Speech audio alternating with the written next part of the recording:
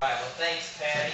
Thank you, Patty, for having me, and thanks to everybody else for having me as well. I think this is a fantastic vision that Patty has for you tonight, because I'm a personal believer that radar is probably probably the best tactical tool a spotter can use.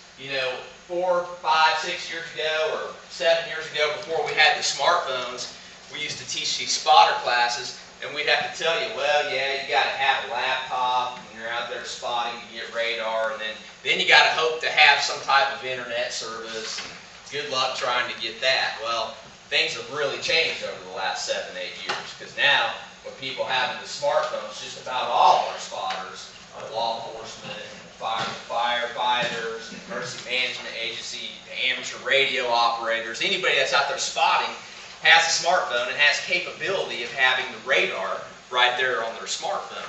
So this is a fantastic tool to use, and I think it's actually going to save lives, the increase of radar usage when we're out there spotting. And so this isn't your typical spotter class. I'm not going to be showing a whole lot of cloud stuff or anything like that. We're really going to focus in on the radar aspect of this training.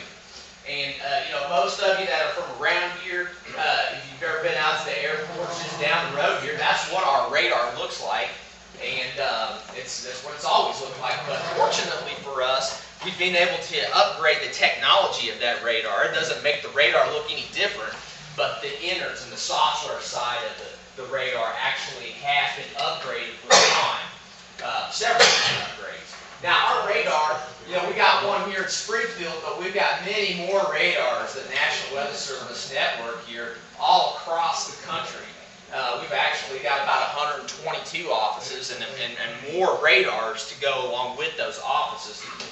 We've got surrounding radars, Fort Smith, Arkansas, Little Rock, Tulsa, of course, Wichita, Topeka, Kansas City, Paducah, St. Louis, and Memphis. We actually dial into those radars because those are our surrounding radars, so we can locally dial into those as those storms are approaching from the west or whatever direction we're talking about here. Now, the radar, it's pretty simple the way this works. We get a thunderstorm that develops, and what happens is we start to see precipitation fall out of the clouds, and what happens is the radar will actually shoot a beam, a pulse of energy. It travels in a sine wave. And that pulse of energy, it'll start to interact with those precipitation, whether it be hail, heavy rain, light rain, whatever it is. That pulse of energy will reflect off of that precipitation, and some of that reflection will be reflected back to the radar. And the radar measures how much of that energy is actually reflected back to it. So as you can imagine, the heavier the rain, or the larger the hail, the more energy is actually reflected back to the radar. And that's how we know if we're dealing with heavy rain, light rain, or maybe even some hail within that thunderstorm. So the type of analysis that you guys are probably used to seeing the most, or what you see on the TV or whatever, that's called reflectivity, because the radars measure how much reflectivity is brought back to it. So in this case, July 4th of 2004, we had this just incredible squall line that came through with 90 to 100 mile per hour winds. We actually had a 6-year-old girl that was killed up here at Quapaw, Oklahoma from this line of storms because the straight line winds took out a large tree into a mobile home. But that squall line here, as you guys know, the yellows and the reds within that's the highest energy return back to the radar. And so that's how we know that's the heaviest part of the thunderstorm. But these greens up there, the light greens and the blues, that would be low energy reflected to the radar. And keep in mind, this black spot right there, that's what we call the cone of silence. So that's the radar location just down the road here on Highway EE when we're doing this type of analysis. Now, the second basic type of analysis that the radar performs for us by using the Doppler principle. If anybody's ever taken physics, you probably know what the Doppler effect is. And using the Doppler effect, we know what the velocity of these raindrops, or the hail, or the precipitation particles within the thunderstorms, how they're moving and what direction they're moving, and the speed of that movement as well. And this is what we call velocity.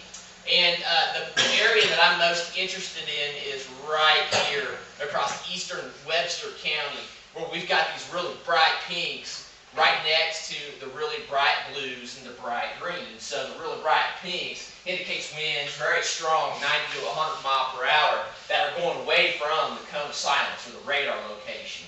Well, at the same time, we've got really strong winds, about 80 to a 90 mile per hour, going towards that radar. So what we have happening there, obviously, is a very strong rotation within that thunderstorm. And you know, back before we had what we call dual polarization, which we're going to talk about in this class, is groundbreaking science.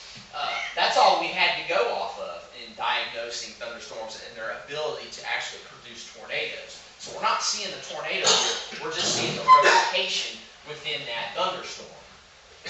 Now, something that you may not know, the radar actually, it takes different cross sections of the atmosphere. So in this instance, what we do here is we shoot out a pulse of energy at this low elevation angle. This would be like the half-degree elevation angle. It makes a complete sweep around the atmosphere, and then once that sweep is done, it'll raise itself to the next elevation tilt. So this would be like a 1.5 degree.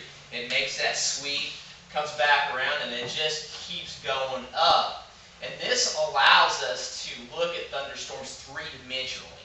That's really important, because when we're trying to assess whether or not a thunderstorm is severe, we've got to be able to look in the upper parts of the thunderstorm to see if we've got a hail spike or maybe some type of reflectivity value that would suggest there's hail up there where it's really, really cold in the atmosphere.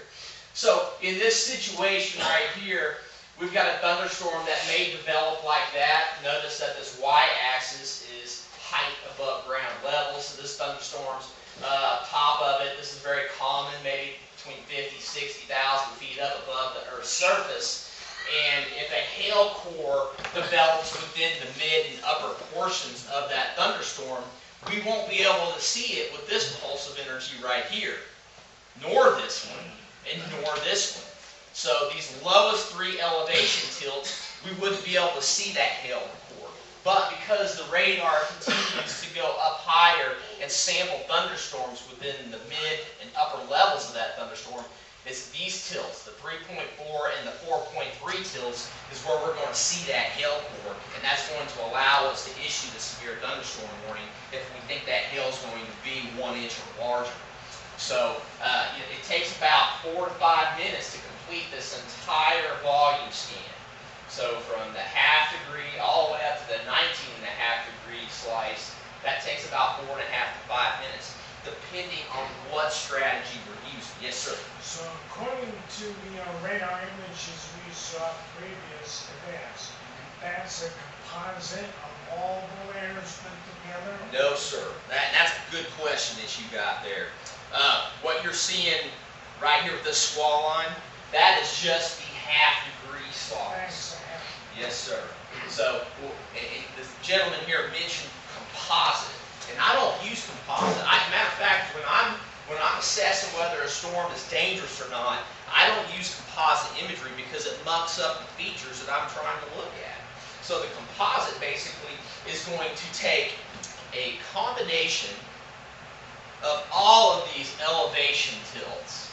Okay, so it's going to take all of these together, and it's going to take the highest reflectivity value per tilt and then overlay that with each other. And then the base would be the... Right, right. So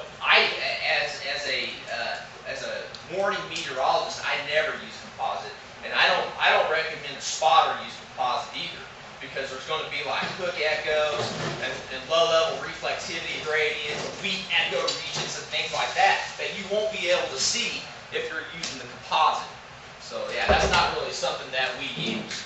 So in this instance right here, this is the Stockton supercell back on May 4th, 2003. You know, I worked this storm. This is one of the first tornado outbreaks that I worked when I got here to Springfield. You know, I issued a tornado warning on this thing on every single county that this hook echo touched, from Wichita's area all the way into St. Louis's area, and verified every single one of those tornadoes. This is the most incredible storm I've ever worked. It actually produced an F4 tornado in a town called Franklin, Kansas. and it's just north of Pittsburgh, Kansas. It's a suburb of Pittsburgh. And I'm not exaggerating when I say this, there was nothing left of that town. I mean, it's a small town as it was, but there was nothing left. There was nothing left standing in that town. So, just an incredible storm. But this is when it was overstocked in here. And to kind of give you an idea about how this works and how we assess thunderstorms, this is just looking at the half-degree slice right here. So this is the very low levels of this thunderstorm. And we're sampling into this thunderstorm at right around 3,000 feet above the Earth's surface. So that's about as low as we can get for the northern part of Stockton Lake, or the city of Stockton right there. And that low level is very important in assessing whether or not a thunderstorm is going to produce a tornado, because a lot of times in these supercell situations, we'll see that rotation way up high, but it's got to get down low before we're really concerned, before that thing starts producing a tornado. So this was about 3,000 feet up. Now we're going to go another elevation tilt up. That's about 6,500 feet up above the Earth's surface. And you can see it looks a little different. You've got a weak echo region right here. This is what we call a B-wave, a bounded weak echo region. And that's very common with tornadoes. And that's on that 1.5 degree slice. Now as I move up to the 2.5 degree slice, you can see it starts to look even more different, because we're shooting into the storm at about 10,000 feet up. So we're trying to get a three-dimensional visualization of what these thunderstorms look like. Yeah, looking at the low levels are important, but we've also got to look at those mid and upper levels, because there's some hazards up there, especially when it comes to microburst generation and hail generation. Yes, ma'am? How tall do those thunderstorms get? Yeah, you know, the tallest one that I've probably ever worked was about 65,000 feet. Okay, so you know, that's up into the stratosphere basically. So you know, basically we've got the troposphere, and then when temperatures start warming back up, you know, at around, a lot of times it's probably right around 35,000 feet up. That's what we call a stratosphere. It's sticking way up there in the stratosphere. So. That's about 1,300 feet up, about 14,000 feet up there at the 3.5 degree slice. And when we start getting into the mid-levels of these types of thunderstorms, this is where I'm going to start looking for my microburst generation. And what we look for in that, when we look at the velocity of the mid-levels, we'll start to see some areas of convergence. And this is very typical in the summertime when we get the impulse thunderstorms, where they're not really that organized, but what you will see is convergence in the mid-levels, and that's a signal that you're getting ready to have a downburst with some of these storms. Well, supercells like this often produce those. So those are some of the things that we're going to be looking at. Now, one of our thresholds we typically go by at the weather service is that we'll start to get severe hail when we start seeing the 55 dBz levels at around the -20 degree level. So we've got the capabilities at the weather service when we put up a radiosonde using a weather balloon, but we know what level that -20 degree level is. And then we'll go by that. If we start seeing updrafts that shoots above that level, that's a good indication that we're going to get 1-inch hail or larger within that particular storm. On this day, that -20 level was right around 19,500 feet. Well, we're sampling this thunderstorm right here at about 21,300 feet. So we know a large portion of this thunderstorm at 50-55 dBz right here is producing severe hail in this instance. So if we were to see that, punch that threshold there, that's when we're going to issue a severe thunderstorm for large hail. And then going all the way up into this thunderstorm, that's 7.5 degree slice. So we're looking at about 25,000 feet up there above Stockton. That's 30,000 feet. Okay, so and then we also have the capabilities of drawing up cross sections. So we can draw up a cross section using our ABLIPS computers out there. If you've been to the weather service, we'll draw up and slice and dice these thunderstorms, and we'll have analysis like this that gives us an idea about how high these thunderstorms are. So again, that's 10,000 feet, 20,000 feet, all the way to 60,000 feet above the Earth's surface. And then this is the reflectivity. So this kind of gives us a cross section or a profile of what that thunderstorm looks like. So on a day like this, when that minus 20 level degree was right around 19,000 feet up. You've got a large chunk of this thunderstorm that's capable of producing large hail, given this situation right here. So, any questions about cross sections or the vertical continuity of thunderstorms? And that's really important. You know, a lot of people don't understand. They think that the radar just kind of scans the sky like this, but that's not the case. It scans the sky, but then it keeps going up in elevation hills that allows us to visualize those thunderstorms three-dimensionally. Yes, sir? I just wanted to make a comment that a lot of people don't realize that the average height of a commercial flight is about 28,000 feet compared to the height of that storm. And that's why you see a lot of airlines go around those thunderstorms. Yeah, you know, weather, pilots are pretty weather savvy. And we've got we do aviation forecasts for 3 different airports here, Branson and then Joplin. But we've also got a part of our agency called the Aviation Weather Center up in Kansas City. And they're constantly putting out like things like this, like SIGMETs and things like that, talk about turbulence and things to those pilots. Yes, sir. You mentioned weather balloons. Are you putting weather balloon into this thing? Not intentionally. We don't put weather balloons intentionally into thunderstorms. Really, what the weather balloons are is to generate what we call forecast models. So here at our office in Springfield, we'll put them up twice a day. So right now we're putting them up at 5 o'clock in the morning and 5 at night. And when that weather balloon goes up, it almost goes pretty much to outer space, about 5 millibars, about 20 miles up above the Earth's surface. But it's got an instrument attached to that balloon that goes up, and that instrument, at every single layer of the atmosphere, it measures temperature, humidity, wind speed, and direction, and pressure. And with all those 4 basic meteorological components, there's about 72 other offices across the United States that's doing that at the same time. And when we get that data, we send it to Washington, D.C., and those other offices do it at the same time. And they crunch all of that data into what we call a supercomputer. And those supercomputers takes 7 different primitive equations that explains how the atmosphere works. It takes that data into those equations, and that's how we get our forecast models. So those balloons are very important in generating your guys' forecasts. It's the backbone of weather. Is that how you know where the jet stream is doing, how fast and all that? You're exactly right. Yeah, because just if the jet stream's right over us, that balloon will sample that, and we know how fast those wind speeds are at the jet stream level. Yes, sir. How fast does it take to do a sweep on the radar? That's a good question. It's 4.5 to 5 minutes. So that's what we call a volume scan. So an actual sweep is pretty quick. But as I just illustrated, it'll do a sweep, but then it'll go up an elevation angle, sweep, elevation angle, sweep.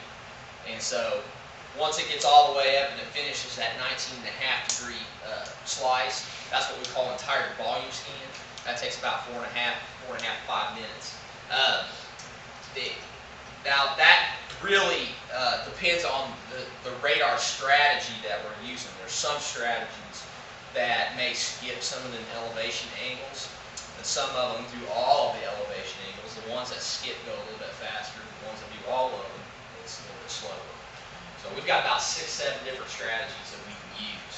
The one that we use the most for when we get into like a severe weather situation or a tornado outbreak is going to be what we call VCP, Volume Coverage Pattern 212, so 212. That's the best one for tornadoes. All right, so in this situation here, this is another way we analyze storms. We've got ability here to use 4 different panels at the same time on our screen, and then we can overlay the velocity on each one of these panels. So in this situation here, I'm looking at the lowest parts of the thunderstorm, and then I'm getting into the mid-levels of the thunderstorm, and then more of the upper levels of the thunderstorm over here in this 4th quadrant. So you can see when you overlay these all together and you're looking at them, you can get a good idea about what the structure of the thunderstorm looks like. nice hook echo. This was March 12th, 2012, or I'm sorry, 2006 storm that went into Branson. And if some of you guys remember, that night Branson had hail about this deep. And that was this very thunderstorm. We thought this was going to be the Branson tornado. And because it had a tornado back here in northwest Arkansas, but it lifted by the time it got in Branson, just produced a bunch of hail. Well, what's interesting about this thunderstorm is you can see what we call this little spike area right in here. You can see it here coming out of that storm. And you can actually see it a little bit up here. That's what we call a hail spike. And so when we start seeing these hail spikes, we know that, well, there's a 100% chance the storm has hail. Now, will it make it to the ground? So that we have to kind of figure that out as well. The other thing I wanted to point out to you is, notice this donut hole right here in the middle, it's parts of the thunderstorm. Again, that's what we call a bounded weak echo region. That's indicative of a thunderstorm that has just a very strong updraft. So, thunderstorms have updrafts, they have downdrafts. This type of thunderstorm is so organized, it was so unstable that day, that updraft was actually punching a donut hole right in the middle of that storm. We know we got storms that's got major updrafts like that. The probability of a tornado occurrence really starts to go up. So these are things that we look at when we're diagnosing whether or not we need to issue a tornado warning. And then this spike right here is something that we look at to diagnose severe thunderstorm warnings for hail. So in this situation right here, you notice that we've got almost a donut hole in the lowest part of it because we've got this hook echo coming around. And again, that's what we call a weak echo region or a weir.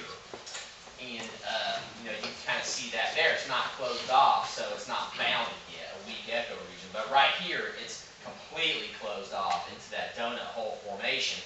And that's what we call B-wears, the bounded weak echo region. Now, some of you that may be on National Weather Service chat, we got a gentleman right here from KJL here tonight with the Lebanon Media.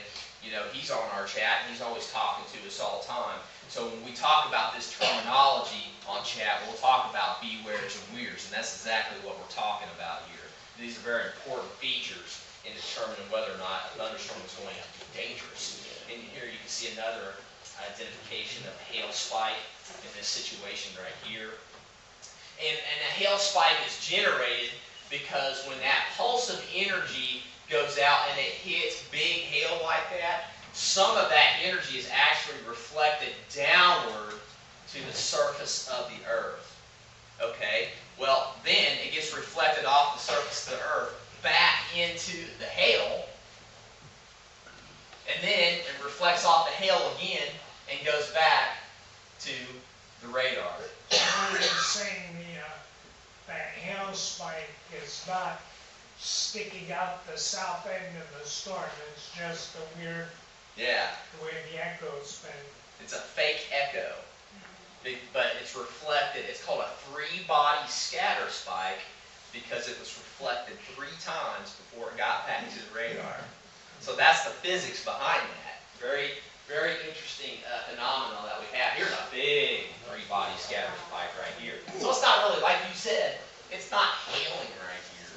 It's not even raining right there. It's a fake echo caused by hail within this thunderstorm right here. But the radar thinks it's positioned right here.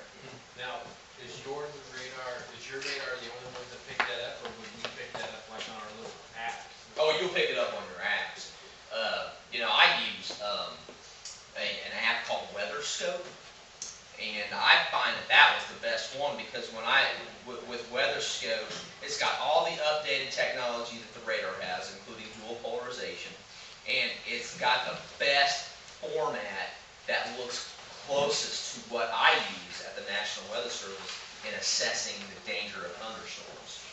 So that's why there's a lot of them out there, but I use RadarScope. But still, they're basically the same. You just gotta look at the graph or the legend to see whether it's coming to you or from you or the intensity of it. There's still, what you're saying is pretty much generic to all the other apps, products that are out there. Yeah, there are some apps that I have a hard time looking at, but some of them, in my opinion, Some of them are better than others, but the radar scope is just so close to our AWIPS monitors that we have and how it formulates the radar data that that's what I like to use. That's what I'm used to looking at work. So, but yeah, there are a lot of different apps out there. But yeah, three-body scatter spike is what that is. A big hail, a lot of hail. You know, again, this is the same storm that produced that hail there in Branson during the March 12, 2006 tornado outbreak. So let's talk about rotation. You know, we use velocity within the thunderstorm, the Doppler principle, to look at rotation of the thunderstorm. That's really important because when we have a thunderstorm that's got rotation, that increases the probability of tornadoes. So rotation is very important to us. And in this structure right here, we're going to say that the radar is located south of these velocity, what we call velocity couplets. So the radar is south. And these blue colors indicates precipitation particles that are going towards this radar down here, and the red indicates precipitation particles that are going away from the radar. So let's look at the different velocity structures that we often see utilized in the radar, because a lot of this is kind of unknown as well. So in this situation, this would be pure rotation because we got a pure counterclockwise rotation here. So that would be good for tornadoes. So that wind field would look a lot like this here. You can see the arrows going, just a pure counterclockwise rotation. Now, in this situation here, we've got the radar located here, so we know the blues indicate winds that are going towards the radar, and the reds indicate winds that are going away from the radar. So I'm going to ask you this, what is happening there? Microburst. You're exactly right. This is what we see when we hit microbursts during the summertime, especially the summertime, July and August. You know, a microburst is just this column of air that comes down really fast and then it crashes to the ground, and then that air just kind of diverges like that. When we see something like this, we've already got a microburst in play, and hopefully we got a warning out. If we see it and we don't have a warning out, it's too late. We already missed it because the ground's causing that divergence. So, yeah, that's a good pick up there. Now, this is what we call convergent rotation. This is also a very dangerous indication of a tornado developing. When we have big tornadoes, we often have this type of signature right before that tornado develops, or right during the development stages of the tornado. So notice that the rotation is not pure because it's kind of converging on each other. It's still rotating, but it's got a very strong converging component to its structure there. So the wind field, you got a tornado and everything's just kind of converging on that rotation there. So this is a good one that we look at, a good structure for tornadoes. And this is a divergent rotation. And this is sometimes what we get when the tornado is actually beginning to dissipate or already has dissipated. So this is a less dangerous indication that a tornado is ongoing. We'll see that as well. So here's a good example of a couple of different, right here. What would you say this is up here, just looking at this velocity couple?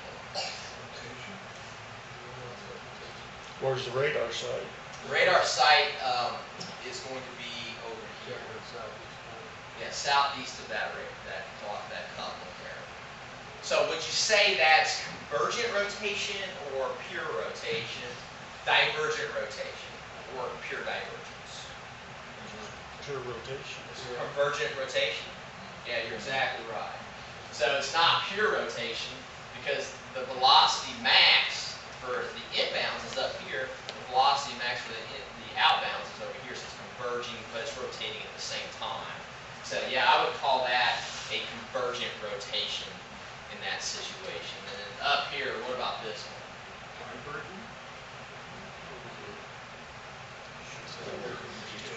Yeah, pure rotation.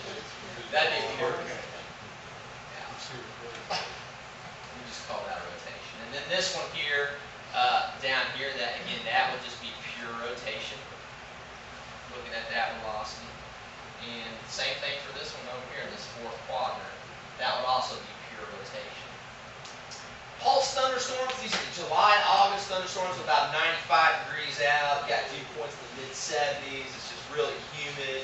But the thing is that we just don't have a whole lot of wind flow that time of year. So these things just aren't very organized. You can see it looks like popcorn. They're just kind of developing at random, just kind of wherever. But these are the type of storms that we get, those downbursts, like the gentleman said back there. Here's a good indication of a downburst that we had just north of Fair Grove. Where we got, this is very interesting to me because we've got those greens. Here's the radar, kind of silence down here. So we got these greens going towards the radar and the reds going away from the radar. So when I saw that day, we already had a microburst in play. And we see these all over the place. Here's one south of Ash Grove. Can anybody pick it out? This is very noisy, but if you look at this area right here, you can see the greens indicating winds that are going towards the radar. The reds are going away. I missed this one. I was working this one too. We didn't have a warning out. And we ended up getting some trees down over there by the Lawrence Greene County line that day. That was a few years back. And anybody pick that one out? Got another divergent signature right here. So again, this stuff's noisy, but we're trained to look for these things. You know, the more radar you work, the more you understand how this stuff kind of looks. We also look for what we call storm top divergence. And so when a thunderstorm goes up, you got the updraft that's going up like this, and then often at the top of the storm it diverges out, especially if you've got a jet stream. Real high wind vector. Yeah, so yeah, the stronger that divergence, if you've got more air pulling away from it at the top, the more air that wants to come up to that, because it's basically like a vacuum. It's sweeping that air up. So you're exactly right. That also creates the angle. And the stronger the storm top divergence, like in this situation here is, like if we start getting storm top divergence of 75 knots or more, then that storm has a very high likelihood of becoming severe, either creating that large hail or maybe some type of damaging wind. So this is about 40,000 feet above the Earth's surface. We got these yellows and these reds indicating the winds are going away from the radar. Bright blues going towards the radar. We measured that out to be, I think it was about 75 to 100 miles per hour storm top divergence. So that's a good indicator for storms that are getting ready to become severe or that already are severe. All right. This is, in my opinion, probably some of the most important part of this talk, because I know a lot of you understand reflectivity very well, you understand the velocity very well, and you understand how the radar works. But in February of 2012, we installed a new technology called dual polarization. And it's incredible. You know, we were training up on it several months, 8 months to 10 months in advance of getting this technology. And it wasn't until the Leap Day tornado outbreak is when I realized how significant this technology really is. Because many of you have been to the spotter talks in the past, and we always told you, you know what, the radar, it's a myth that the radar can see a tornado. We issue the tornado warnings based on the rotation. Well, the radar can see tornadoes now because of this upgraded technology. So it's very significant. If we do see the tornadoes, it's what we call a tornado debris signature at TDS. Again, you're going to need to know that on NWS chat. Patty's also on NWS chat as well for you guys communicating that information. A tornado debris signature at TDS. When we see one of these things, we know we are 100% confident that we've got either a tornado on the ground at that moment or a tornado has touchdown and debris is just still in the air. So this is the radar's ability to see foreign objects such as sheet metal, roofing shingles, 2x4s. The radar's saying, uh-oh, this isn't raindrops. This isn't hail. It's not hydrometeors. This is a turkey barn, or it's turkeys, or something like that. So with this new technology, we are able to see tornadoes. Here's a good, this is the very first one we saw. This was February February 29th, 2012, 2 weeks after this new technology was installed into the radar. And we saw this, and everybody's eyes just went really wide in that office that night, because we realized, oh gosh, this works.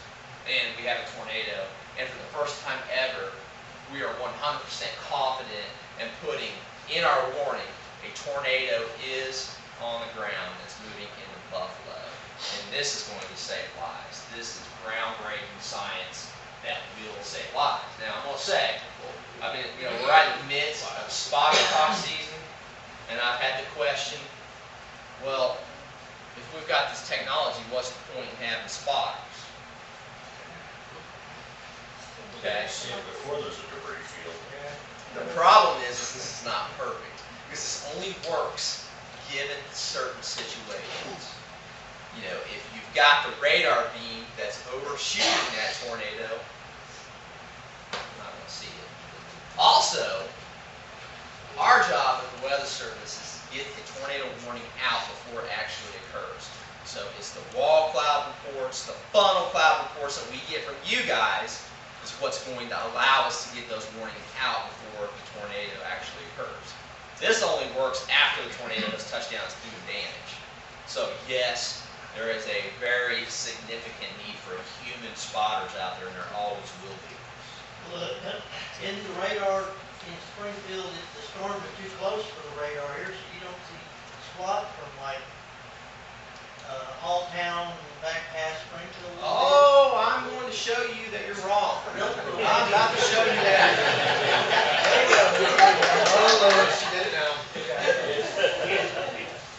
Okay, so this was the Buffalo. This is actually a line segment, not necessarily a supercell storm, but more of a line segment storm. So up here, we're familiar with the reflectivity. We're familiar with the velocity. We just talked a lot about those two.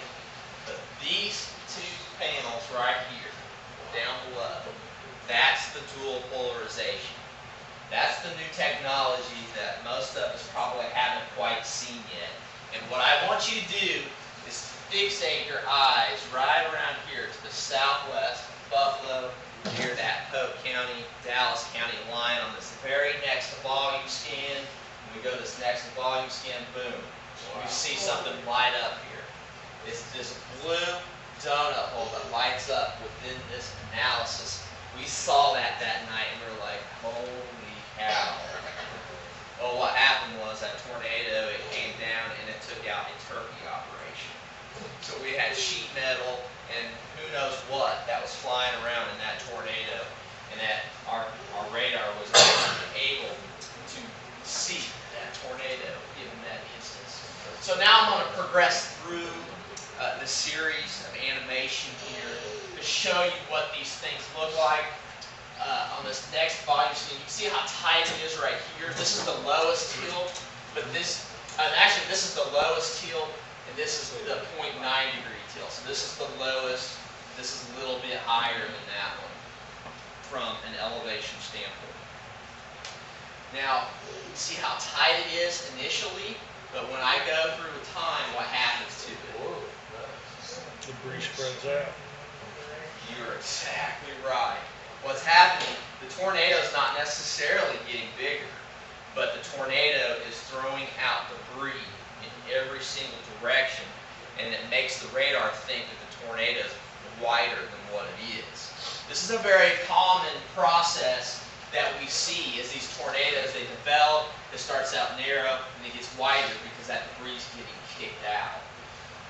It's about this time here, you can see it's a little bit wider, but at this point, it's not on the ground anymore. So why are we still picking up the signal? It's still windy on the area. Yeah, you still got debris that's floating around in the air. So I just got done training 2 months ago in January, the TV meteorologists, and both here in Springfield. Every single one of them showed up to this training. And also the Joplin TV meteorologist, right about the week after that, talking about introducing them to this technology and what it means. This is a big part of it, because in this situation right here, that tornado's not on the ground, and I had to explain to them that we can have this, and that doesn't give you a 100% chance that it's on the ground still. That means it gives you 100% chance that a tornado happened, but it doesn't necessarily mean it's on the ground. So you can't sit here, if this is over a town, and say, hey, we are 100% confident this large tornado is going through Buffalo. We don't really know that for sure, but we do know that there's debris in the air and a tornado caused that. So Patty, that's something that when you're communicating with these guys, we're going to tell you that on NWS chat. You too there, KJ. You're seeing this in the correlation coefficient, correct? That's correct. That's what we call correlation coefficient. So it's a component of the dual polarization. Is what that is. So what you're saying is even though it's not up, people still got to be aware, oh, it's gone, it's cleared up, heads up, that's what comes up. They still got debris floating. That debris should have got down somewhere, yeah. Yeah, and this is exactly why. If I would put your helmet on. Yeah. This is exactly why we tell our spotters to close to these tornadoes. There's 2x4s and all kinds of stuff that's flying missiles. Most people get killed by tornadoes because the debris strikes them, or maybe they get slammed to the ground. And so flying debris is a problem. This is why we get, drop a tornado, we get, pieces of mail and stuff, like hundreds of miles away, because it just gets sucked up into the flow. Okay, so that kind of goes away there. Now, here's some more interesting stuff. A lot of this is always speculated. And I grew up on a farm in Kansas. And I can tell you sometimes, got farmers up there, what the hell happened? My row of trees got mowed over. It looks like a tornado came through.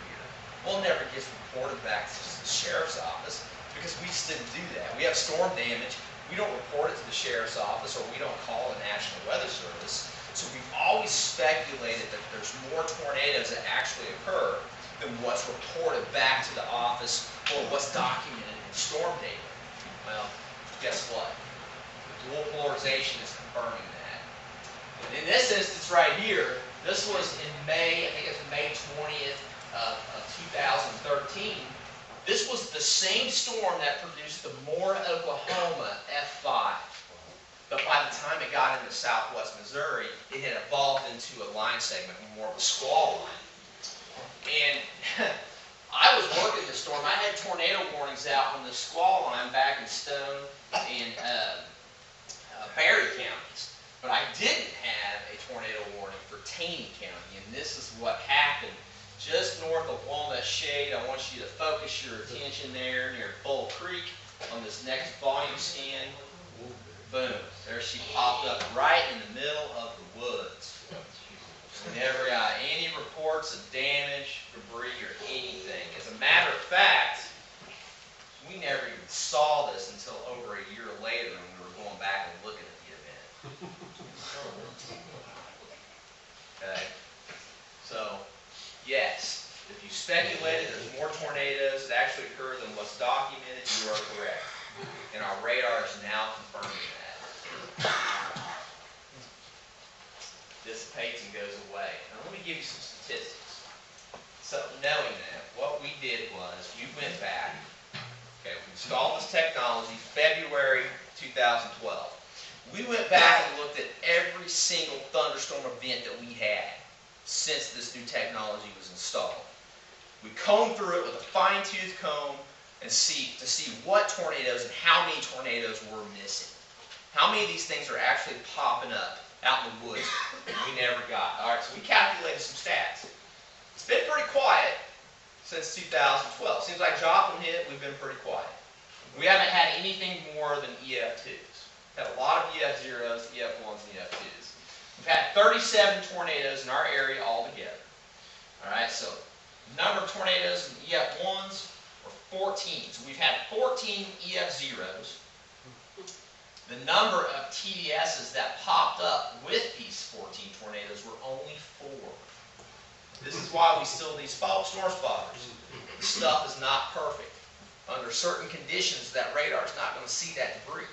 Especially if those tornadoes, small tornadoes, which are shallow in the first place, pop up long distances away from the radar because we're overshooting them. Okay? Still need spotters. This is not perfect. EF1s. Since February 2012, we've had 19 EF1 tornadoes that we've documented. We only had 4 TDSs that popped up with those 19. That's not a very good percentage. EF2s, we've had only 4 of those, and all 4 of those stronger tornadoes were signaled by the radar. So that's good news. You know, a lot more injuries, a lot more fatalities happen when tornadoes are EF2 or stronger. And the good news is we've got 100% detection with those bigger tornadoes. So that's a good thing. We had a couple EF2s last year out in southeast Kansas. That's a long way away. Baxter Springs, Kansas, north of Fort Scott. EF2s out there, and we saw them. That's a long way away, and we still saw them. Yes, sir. I'm curious, as far as your dust particles, it's not quite picking up the dust particles yet. It's gotta be debris, right? It's got to be debris. Okay. So Okay, and here's the thing, because we wondered that too. So I'm going to show you some stuff here. There are areas, and you know this, in the United States, that have metallic in the soil that's why I was wondering if it actually picks any of that up. Yeah. We've had some squall lines where families of these things are popping up. Okay. And we were wondering things like, are these really tornadoes? Because there's so many of them. And we took the data down to Norman, Oklahoma, to the Severe Storms Laboratory, to the Storms Prediction Center. And these guys, like Les Lemon, like the grandfather of radar, were saying, well, there's only one thing that could cause this. When you've got debris being shot up 9,000, 10,000 feet above the Earth's surface and it's in a circular form, it's got to be a tornado. There's only one weather phenomenon that can happen to it, and that's a tornado. Straight line winds is not going to send it 9,000 feet up. So there could be more vortices popping up and folding on the front end of those. Yes, that's exactly what happened. Squall lines, after seeing this data and doing this study, I'm 100% confident we get more tornadoes with squall lines than we do with supercells. I'm going to show you a couple examples of those here in just a minute. So, after doing all that data, only 12 of the 37 documented tornadoes had a TDS. But unfortunately, what's even worse is that 15 TDSs showed up with no confirmed tornadoes. Meaning, after combing through the data, there were 15 tornadoes that we never got damage reports on. They happened out in the middle of the woods or rural areas that nobody reported to us. So there's a lot of tornadoes that happen that we don't know about. Now granted, it's going to be the small ones. The big ones, those are getting reported to us, I think. But the small ones, I think there's a lot of those that just aren't getting reported. Here's another example. This was also the same night Branson was hit, February 29th, 2012. This was an EF2. So this is one of the EF2s that we captured since we've had this technology. And I was working this storm, and I got lucky on this because, I was working, see this hook echo right here?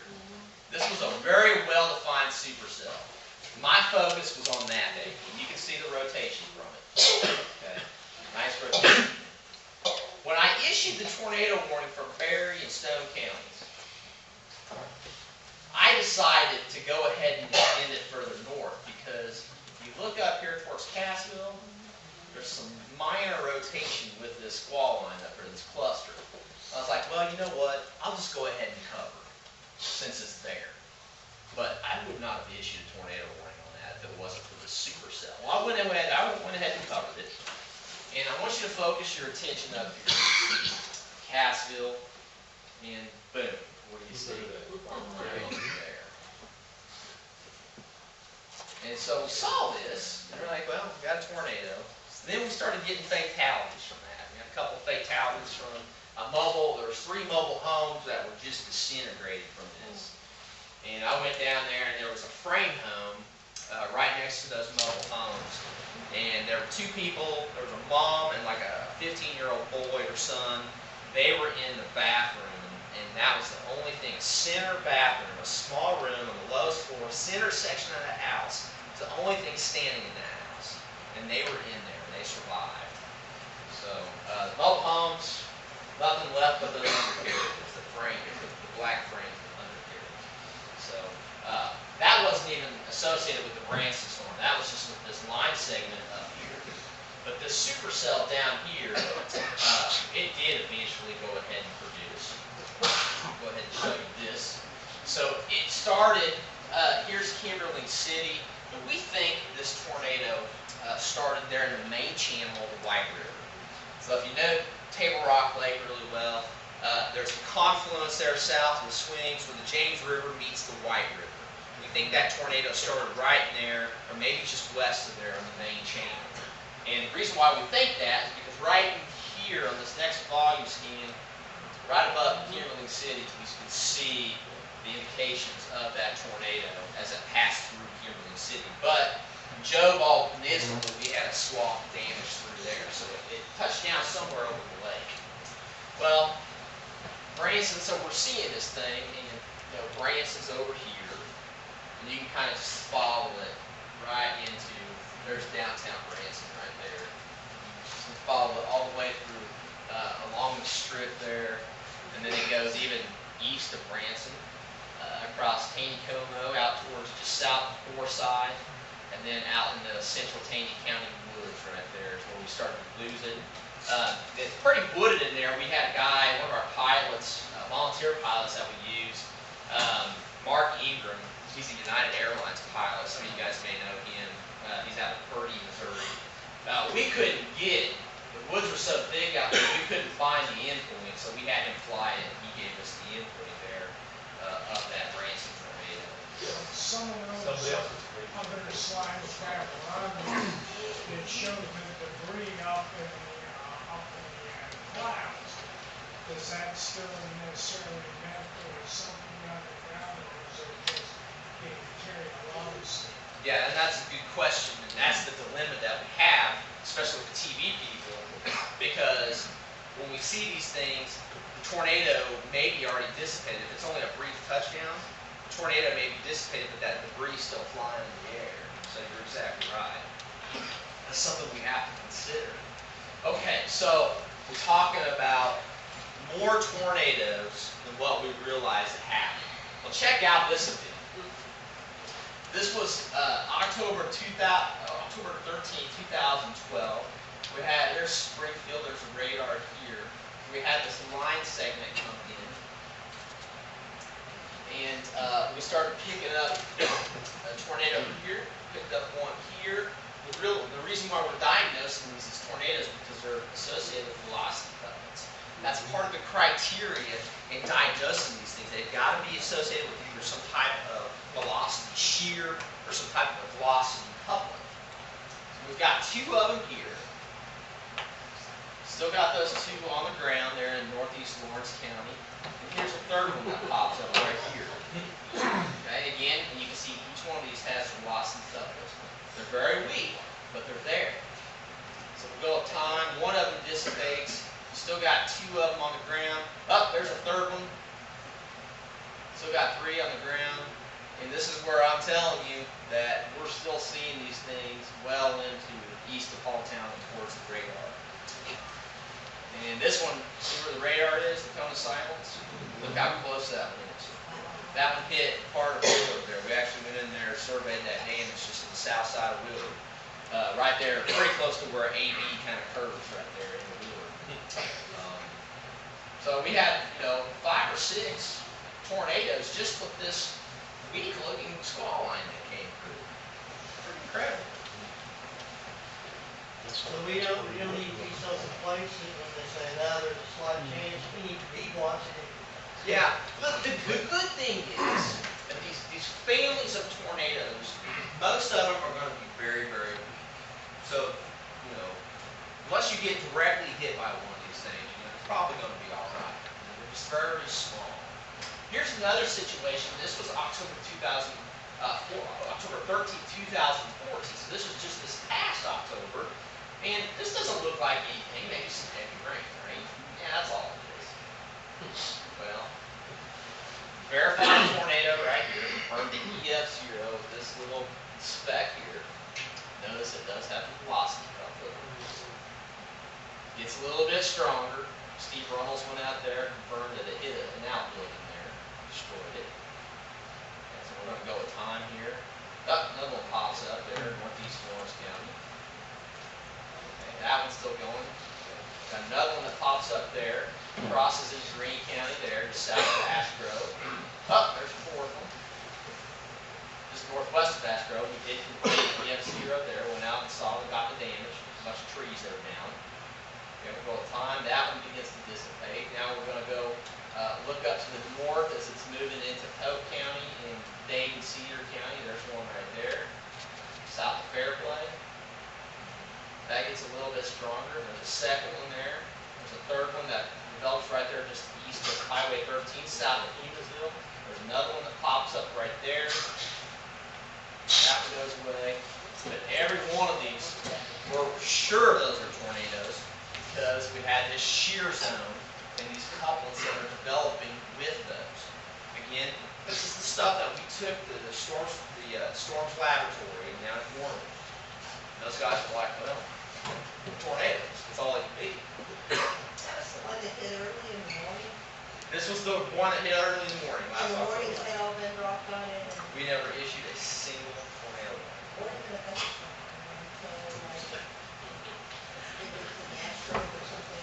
Right. If there was a brief warning that popped up, yeah. I mean, there was what, 8 or 9 tornadoes? We didn't get a single one of them.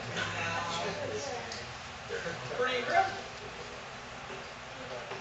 You know, I really like the way that the new system works. I was studying it. Dad used to work on a radar system. He'd be fascinated by this, not here anymore, but he'd be fascinated by this system because he used to repair it and work on it.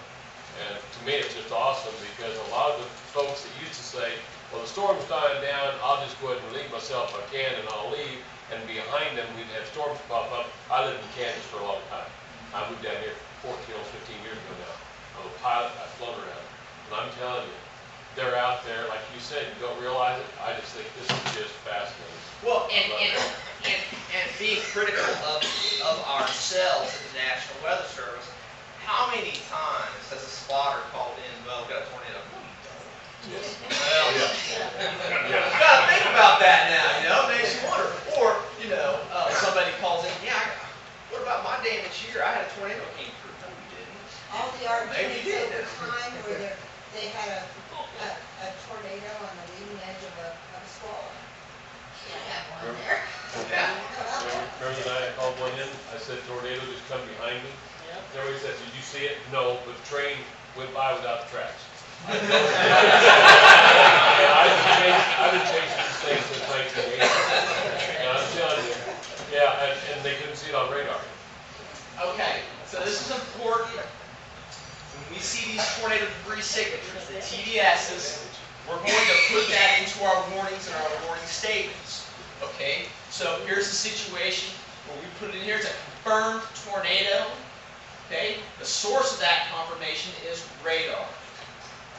Okay, so we had to adjust how we're telling you these things. And then down here, it'll say tornado observed. So there's 3 different locations where we're going to tell you that it's a confirmed observed tornado by radar. Okay? If a TDS, tornado debris signature, is identified, we're going to communicate that through the NWS chat. Okay? Yes, sir. You got the camera? Got it. If we're not exactly sure if it's a TDS, because that data is noisy. It's noisy. There may be some situations where they look for a week and we're just, man, is that really one? We're not sure. We're still going to tell you that a radar is indicating a possible TDS. We're not confident that it's a true TDS. Therefore, any reports of damage from that area will be greatly appreciated. So this is the stuff that we're telling the news stations. We're depending on them and their broadcast and the reach that they have and their viewers to tell us about the damage so we can go out there and take a look at it and actually confirm that. Now, a little bit with that, the National Weather Service will only document tornadoes based off of real damage. okay? Science is there, and there's no question about these things being tornadoes, but we need to find the damage. If we see one, we're gonna go comb the area and see if we can find damage. Trees down, whatever it is. If we see one, we're gonna try to notify somebody, the emergency management director, that may know that farmer, that rancher, that resident of the area that may have been hit. So see if we can get out there and take a look at that damage. So this is the end of the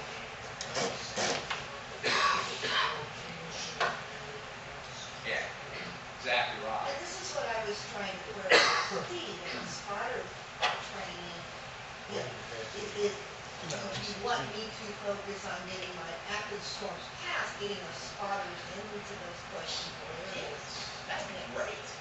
Now we get, an area somewhere that's rural. If you got spotters, say, hey, go take a look at this area, see if you got some trees down or something. That information is huge to us, because then we can go out there the next day and verify it. Because we want to verify every single one of these things that pops up. It's important to the research. So every one of these that pops up, we want to see the damage. I was going to say, has there been a documented case where the TDS has been observed, but no damage has been found because it is a debris signature? So Well, it would lend to the, theory that if there is this signature on the radar, there must be damage Right. in this location. Here's the deal. That has happened. These smaller tornadoes, if they happen in an open field, and they're just throwing up leaves, and they're not Okay. hitting anything, what's the evidence that it was there?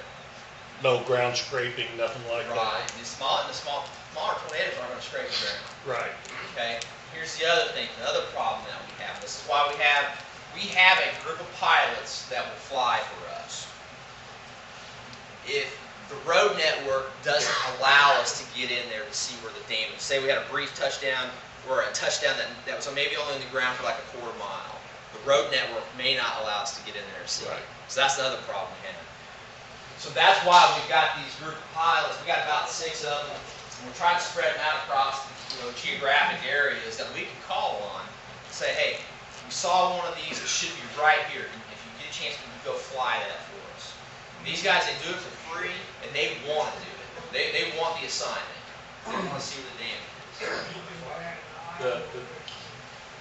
The thing you watch for from the air too is, I'm pilot, I fly this, I use flying all the time.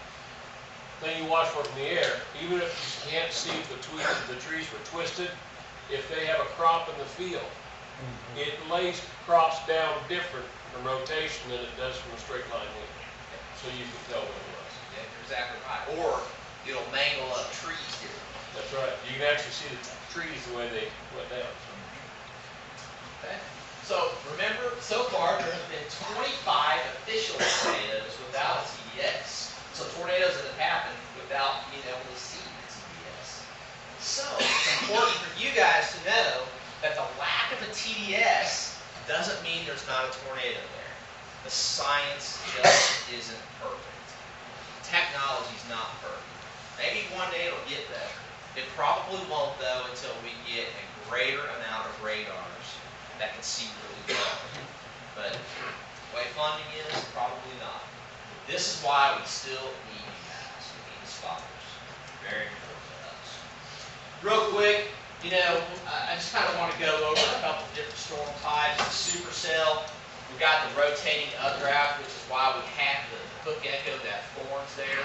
And a lot of you guys know that, this would be the heavy rain section of the thunderstorm and the straight line winds would be. The possible hail would be closer to that updraft, but the tornado region with these types of storms is going to be right there at the tip of that hook. So as spotters, you want to try to get into this region here, south of that hook or southeast of that hook, so you can see in that tornado. And I just wanted to kind of point out, overlaying the velocity of this storm here, just to kind of show you that the strongest rotation is underneath that hook right there. Just to prove to you that that is where the tornadoes develop within these supercells. So if you see these things come into the Springfield area, Greene County, wherever you got a spot, you kind of want to be on the southeast part of those storms if they're moving northeast. The problem is sometimes they can kind of veer to the southeast, and And that's when you gotta be nimble as a spotter and make a decision to get out of the path. Joplin supercell, same thing. This one wasn't quite as isolated though. You could make out the supercell and the hook echo right here. The problem with this one was you had a cell that was merging into that tornado as it was going in. But I said, I wanted to show you the velocity, the Joplin supercell, right in here is where that strong rotation is, and that's the tip of the hook right there. Would have loved, the dual pole technology got in place about 9 months too late before we were able to see. I would have liked to have seen the Joplin tornado, but the technology wasn't quite there yet. Okay, I'm going to wrap this up here because we talked a lot about squall lines tonight and their ability to produce these smaller tornadoes. Sometimes they can produce, every once in a while they can produce that EF3. I think there's been a couple EF4s that these things have produced as well. Our office does a lot of research. We're probably groundbreaking, leading research on squall line tornadoes. When we're looking at what the different reflexivity structures look like, because we just get so many of these squall line tornadoes in southern Missouri. And so we've got it, and they're hard. They're very hard to warn for.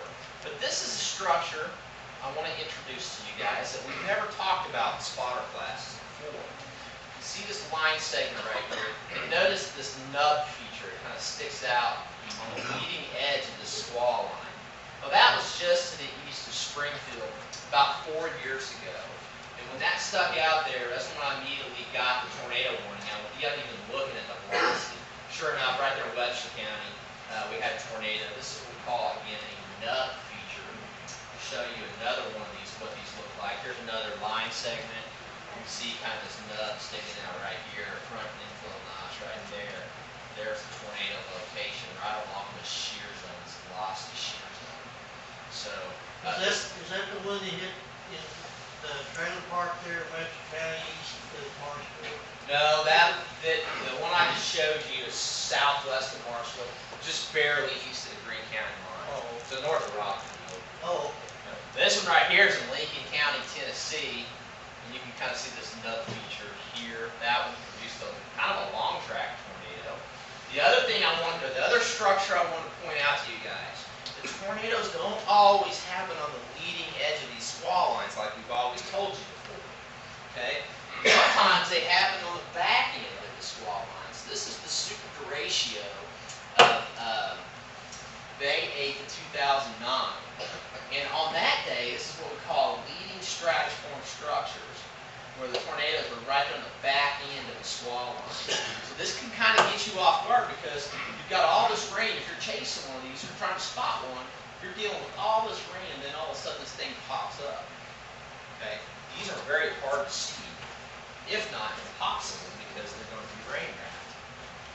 But these produce pretty strong tornadoes that day during that super derecho.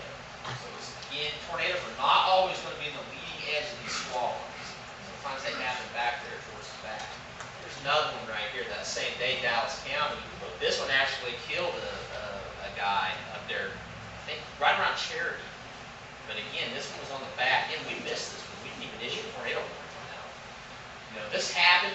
We weren't even familiar with this type of structure of thunderstorm, and the radar operators didn't get a lot of these. But we're learning more and more about them. The research is really good locally here at the Springfield office. Here's another structure with squall lines here. This is what we call a coupled inflow notch. You can see this storm has a front inflow notch right here. It's also got a rear inflow notch. And in between them, that's where your tornadoes are developing. So this is another structure of a line segment thunderstorm that we're seeing that produces tornadoes very frequently. And you can see the reflectivity couplets that goes along with those tornadoes there. Another one of those, this is a Lincoln County, Tennessee, again, front inflow notch here, rear inflow notch, tornadoes right in between those. And you can see it right here in the velocity. Alright, that's going to be it, guys. Any questions?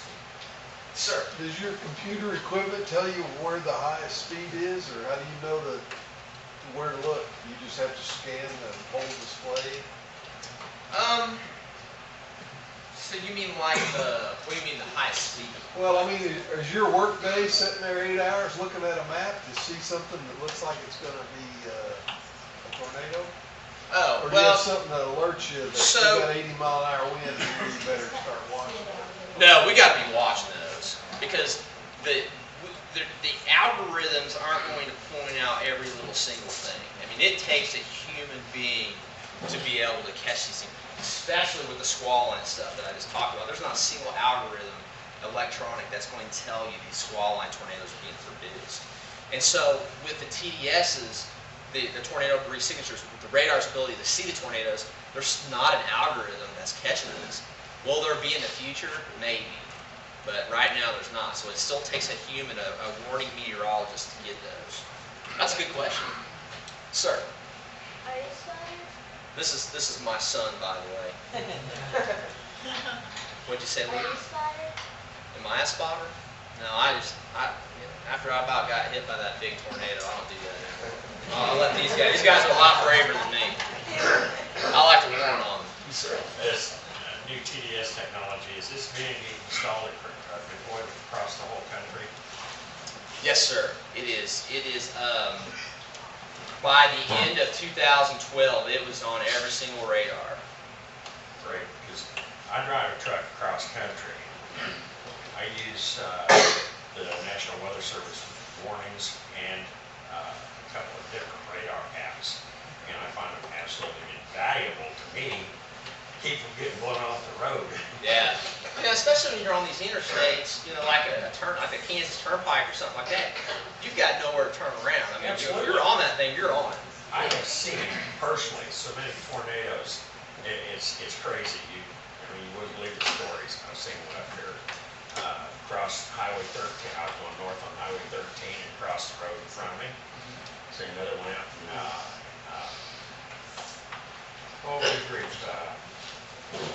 Amarillo, Texas. Mount Vernon, Illinois. That one blew my truck backwards 6 feet out into the interstate. I had to stop because, again, watching the radar and warnings, I knew it was coming at me, so I stopped. And it was close. Yeah, yes, sir. Are you familiar with the SimuaWips website out of Kansas? The what English? SimuaWips. No, sir. It's a radar conglomerate website. Okay. Basically, it takes all your different. You can go down to local office level, or broad spectrum with mesoscale discussions and outlooks, vorticities, and all that. I just didn't know if you were familiar with it and if it was all that. I am not the best wonderful. person to ask about web stuff, because when I'm out of work, I just, and I don't intentionally do this, but I separate myself away from weather, because it keeps a balance in my life. You can ask about who live here. I just really don't look at weather much. I'd rather look at financial stuff or something. Yeah, these newly discovered tornadoes and squall lines, have you seen any patterns that we can use The squall line? Yeah. Yeah, I just showed you 3 of them. I just showed you 3 of them that we've identified. Three different patterns. So the Consistent patterns in different squall that lines. are producing tornadoes. That we can use to strategize how we place ourselves. Yes, and that's another course. That's a different course for you guys. But I just give you a little taste of it just there. The nubs, couple thin flow notches, and the leading stratiforms where the tornadoes are developing in. Those are 3 very consistent patterns that most of the country, if not just about any other office, they're not understanding that. But that's the local researchers where we're seeing these They're patterns. long enough for us to adjust our positions there. Well, it's a little harder because these squall lines are evolving so quickly with time. And you get a big supercell coming in, you can adjust quick. These squall lines are so messy. But I still think there's some use for spotters to show. I can come back and give you a class on these patterns that we're seeing with those. That's also some groundbreaking research. And you wouldn't be able to see those patterns given the old resolution of the radar. But with the super res, we're seeing it. So this is why it's new to us. it'd be neat to actually get a class put together of that. I mean, I didn't like that. We may need to, consider that in the future. Yeah. If I have time for that. Got a bunch of them I can show you. And remember the last big one that hit Topeka, Kansas, come out from down through El Dorado and that way up through there? That's been 12 years ago, 14, no. Oh, that was the same day as May 4th. Yeah, well, I chased that all the way from El Dorado up through there. Yeah. That was a big storm. But like what you're showing here, the smaller storms that we used to, we get people that call us all the time and talk to us and go, well, what do you think of that cloud? And I say, oh, I look like a giraffe, you know. But because we used to think there was nothing in these squall line storms. Right. But now we know that there is possibly something. Yes, sir. I may have misunderstood you. Did you say, there can be debris thousands of feet up and the tornado not hit the ground? Yeah, so So how does it get up there if it doesn't hit the ground? Where does this debris come from? Off the ground?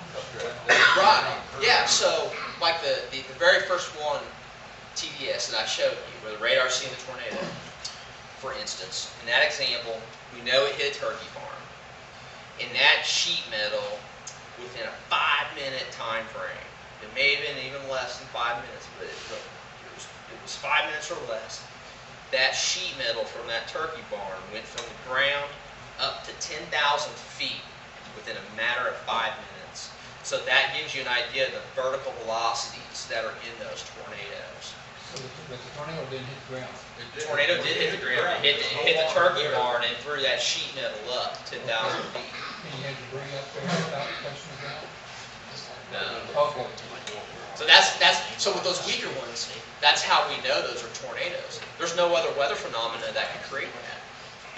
You stay things in the air much longer than the tornadoes on the ground. Oh, is that what you're referring to? I was thinking just something about, I wasn't sure. If you had tornado way up here, and somehow or other the debris from the ground. He's got thinking of sucked up. tornadoes at 30,000. Or these tornadoes hitting the ground and sucking the stuff up. Yeah, so what we've got to be careful of is so the tornado comes down, it tears up the debris, it sucks it up, okay? Well, the tornado will dissipate before the debris comes down a lot of times. So the radar is still seeing this signature even though the tornado's already dissipated. So we'll continue to see that debris in the air even after the tornado's already gone. And then eventually it just comes down somewhere. Yeah, that's a good question. And that's an important question. That was one of the most important things that I had to get across to the TV meteorologists. Because we can't have them on air saying, yeah, I've got this tornado, we know it's coming right through Willard, it's blasting through Willard. Well, what if it's dissipated before it got there? So they have to be careful with their communication. So, this debris that the radar is reading, I'm assuming the heavier stuff comes out faster than the lighter stuff. yeah, probably. So, what size debris is seeable by the radar before just basically gets Pretty much all of it. It's going to, if you see like on a night where you've got all this clutter around the radar, all that is just very tiny bugs and dust particles, and we can see pretty much all debris. I can see how fast you're going down I-44. We do that all the time. We're clocking cars. There's a piece on I-44